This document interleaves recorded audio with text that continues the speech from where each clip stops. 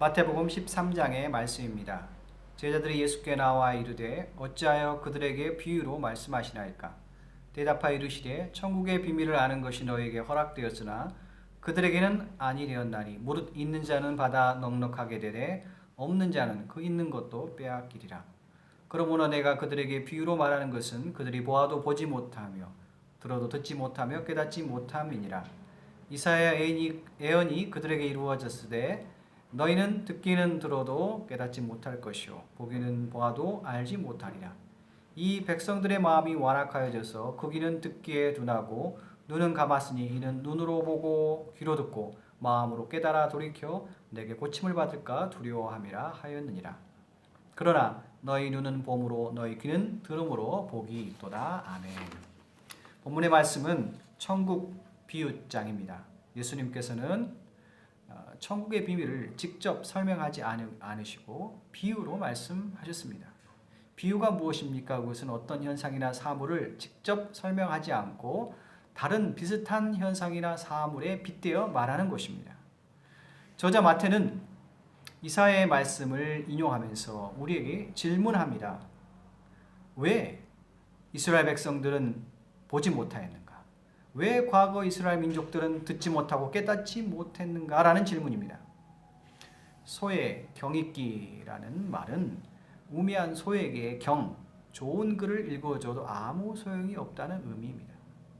과거 이스라엘 백성들에게 하나님께서는 여러 선지자, 하나님의 종을 보내셨습니다.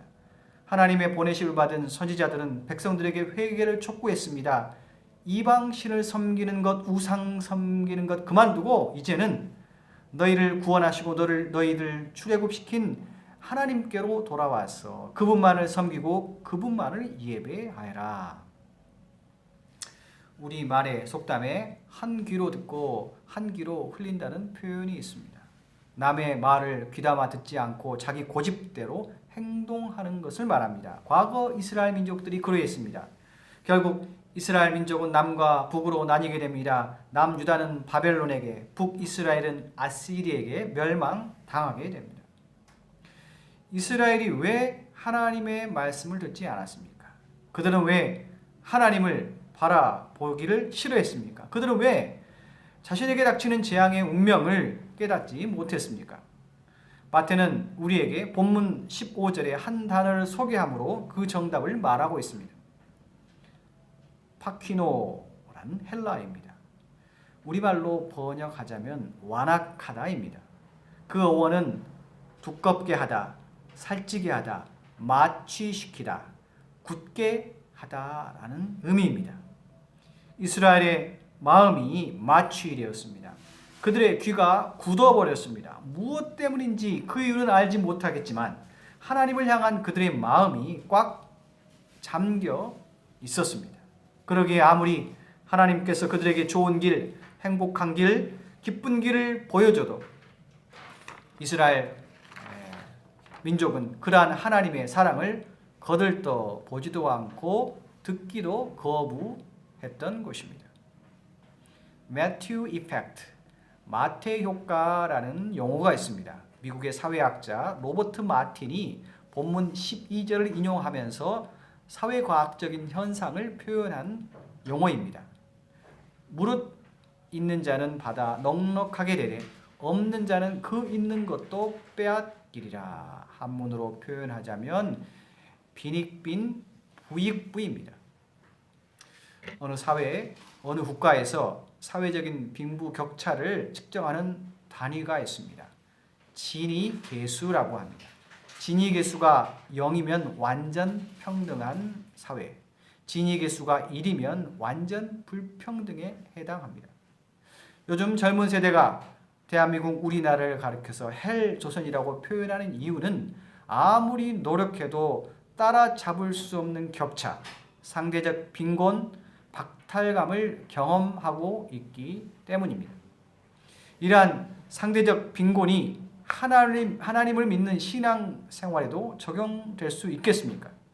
이 시간 하나님께 나와 예배드리는 저와 여러분은 어느 쪽에 해당합니까? 하나님의 말씀과 그분이 베푸신 은혜가 여러분의 삶에 풍성하십니까?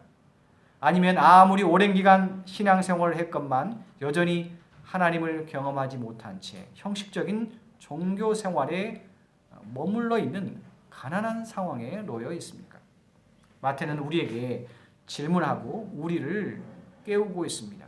본문 9절입니다. 귀 있는 자는 들으라. 16절입니다. 너희 눈은 봄으로 너희 귀는 들음으로 복이 있도다.